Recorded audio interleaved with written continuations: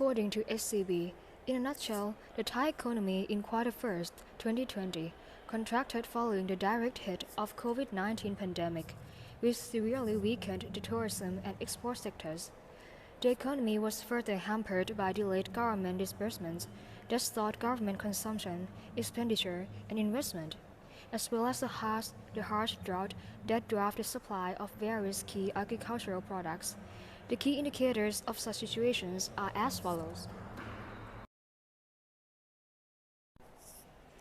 As you can see from the graph, Thailand's GDP rate have been decreasing since July 2018, but it was still in a positive rate. After 2020, with COVID-19 pandemic, the GDP rate have decreased to -2. It got worse during the second quarter of this year by shrinking to -12.1, which is very low. In the third quarter, the rate has slowly increased to -6.4, which means that Thai's economy is getting better.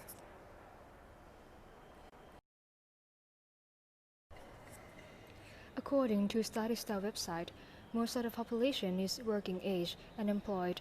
From 2001 to 2010, Thailand has continuously priced the number of unemployment lower. However, we need to get cautious because of all the problems we are facing like COVID-19 or political issues, which have drastically worsened our economy. Therefore, it is not surprising that the employment rate will be affected and reach up to 0.8% this year. If we cannot control the spreading of the virus and keep having an internal conflict, everything might collapse, since low-incomers, the majority of people, are the most affected group, and the percent of jobless people will soar. On the other hand, the previous year was only a small increase, so if there are no more issues happened, the rate will drop back to where it used to be.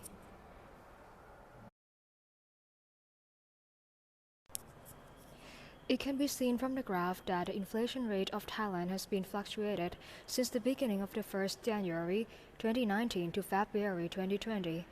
After that, the inflation rate has dropped drastically up to -3.44 between June and July. Therefore, from the chart, we can predict that the inflation rate of Thailand will slowly come back to the positive position due to policies of Thailand that convince people to spend more money in terms of household consumption and traveling. According to GDP, unemployment rate, and inflation rate, this shows that Thailand's economy is now in the recovery stage. All these three indicators are getting better if we compare with the early of this year.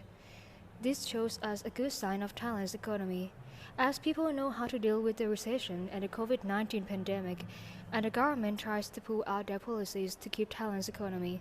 For example, now the Thai government will pay half of the price of many goods for Thai people called "คนละครึ่ง" policy. As a result, many industries will come back and gain their profit after pandemic. Besides, the living standard of Thai people will also better. It will, however, take some time to fully recover from the situation and without another outbreak.